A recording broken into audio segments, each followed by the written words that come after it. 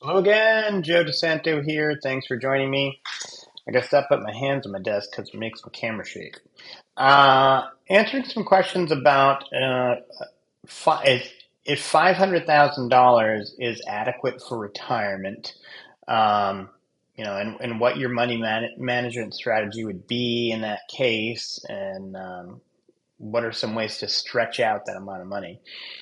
$500,000 is not a small amount of money, but it's not the most realistic amount of money for a retirement. And I'm going to say something kind of strange sounding: retirement in America. Okay. People tend to put random percentages of money away from their paycheck because they heard, oh, you should put 5% away, 10% away, 15% away. And they do all these different saving techniques and pay yourself first and all that, which are good things. But what they don't do is understand how much money they will need in retirement and why. And if you're younger, they don't do the math on and know specifically how much they need to save and how much that saving needs to earn in the investments it's in order for you to reach your retirement goal. So I suggest people take pen to paper and do some math on these things. But let's say you're close to retirement and you have the $500,000. There are a couple of main factors which will determine if it's realistic. How old you are now and how many more years you hope and plan to be alive. I know that is a morbid statement, but it's true. So the length of retirement you are expecting, your overall cost of living that you anticipate in your retirement.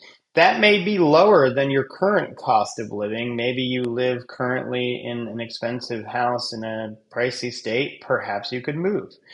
I think actually one of the single largest factors in determining if a nest egg is adequate is what the cost of living is going to be for that retirement period of your life. And then this question of can you stretch the $500,000 out? Yes, you can. You can do that by lowering the cost of living for your retirement period. You could do that by doing some additional work, maybe working part-time in your retirement period. And of course, the main thing is your $500,000 is going to be invested. It's going to generate some return. But let me give you just a little bit of basic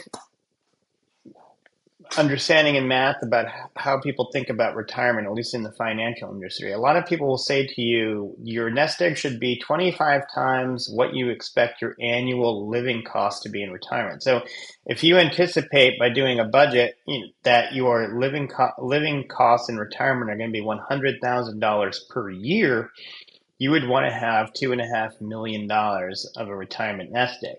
Let me explain where that amount of money comes from. It's somewhat based on the 4% withdrawal rule. So if you had $2.5 million in retirement, right?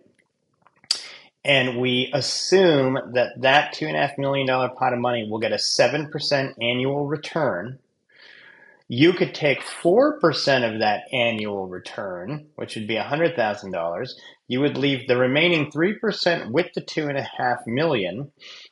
And that would allow your account to keep up with inflation. So this would create theoretically, a permanent money machine that will produce $100,000 a year of spendable cash without reducing the principal amount in the retirement account and also allow the retirement account to keep up with inflation.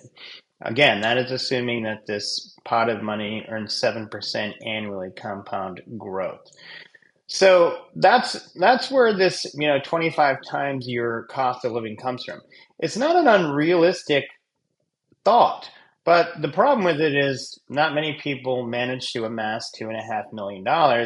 And the truth is, living on $100,000 in America is hard, depending on what part of the country that you live in. So if you're not going to have this perpetual money machine going, you are going to be spending not only some of the return of your invested funds, but you're going to be spending some of the principal.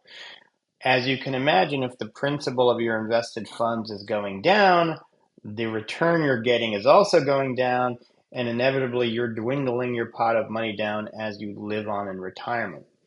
So this is why it's important to pencil that out and figure out exactly, well, not exactly, to the best you can, what your living costs are going to be and start there. But if you know, hey, I only have $500,000, you're going to say to yourself, well, how low do I have to get my living costs to have this $500,000 last me for 30 years? So that's a step that you want to take. I actually have a course on this called the Financial Independence Roadmap, which gives you some spreadsheets and someone to do this. But there's also calculators online. So I would say $500,000, if you were to divide that by 25, just using this theory, that only gives you $20,000 a year of living expense to have the perpetual money machine. You're going to need more than that, of course. You're also going to have some Social Security, so that's going to help. But let's say that, you have to live on $5,000 or $6,000 a month in order for that $500,000 to last, I don't know, 20, 30 years or something. You're going to have to figure out, where can I live? What can I do to stick within that budget? And that's going to be your primary objective in trying to figure out how long the $500,000 can last, and if it's realistic. I always recommend to people to read this magazine called International Living Magazine. It's a really fun magazine to read. It's both in and around this topic of retiring and having your money last longer, but it's also just a good travel magazine. I have a subscription. I've been reading it for a long time, and it really does get your head in the game of thinking about how you're going to get your retirement funds to last. And it gets you open-minded to the thought that, well, hey, maybe I could go live overseas. Maybe I could live in Europe. Maybe I could live in South America. There are a lot of places where the cost of living can be significantly lower, and a smaller retirement savings can last longer. Obviously, the idea of leaving America isn't going to be ideal for many people. So there are less expensive places to live in America, but International Living Magazine talks about some of those good retirement, lesser expensive retirement destinations in America. So I point people there to just get your mind flowing on this topic in general, and it does really help put it in perspective when you read about people's lifestyles, what they're getting for their money in the location that they've decided to retire. Hopefully that's helpful. We'll talk to you in the next video.